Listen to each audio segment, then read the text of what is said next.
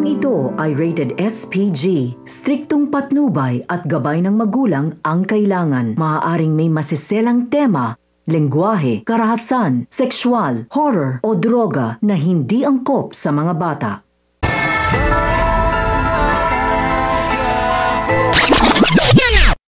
Mga dapat nating abangan sa FPJ's Batang Quiapo.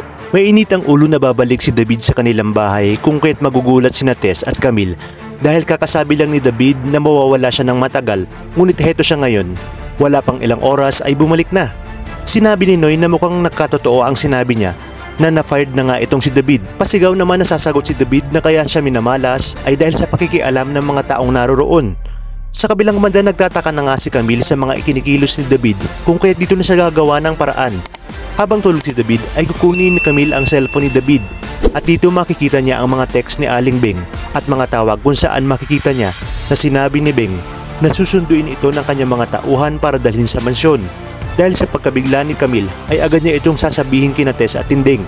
Kung kaya't dito sinabi ni Tinding na talagang malakas ang kutob niya na iba ang pakay sa kanila ni Beng. Dagdag pa ni Tess na kaya pala nakita niya minsang na magkausap sina Beng at David. Ngunit isang malaking palaisipan kung kaninong mansyon pumunta si David at marahil umano, ito rin ang dahilan kung bakit napakaraming pera ni David. Dahil dito ay hindi nila sinabi kay David ang mga nalaman ni Camille kung kaya't dito sinabi ni Tess na kinakailangan niyang matsagan si David. Sinabi naman ni Santino na akala mo kay David ay matinong tao, yung pala ay may tinatagong bahaw rin. Sa kabilang banda, unti-unti na ngang natatanggap ni Tanggol na talagang hindi para sa kanya si Mokang at dahil nalaman na nga ni Olga na iisang babae ang kursunada na mag-amang Tanggol at Ramon ay mag-uutos siya para makita ni Tanggol kung sino ang pakakasalan ni Mokang. Ngunit hindi malalaman ni Tanggol na ito ang kanyang tunay na ama.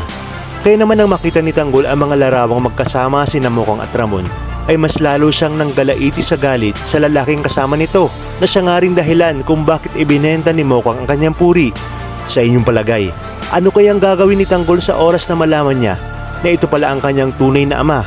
Dito na kaya magtatagumpay si Olga sa kanyang plano na pagsabungin hanggang sa magpatayan ang mag-amang Ramon at Tanggol?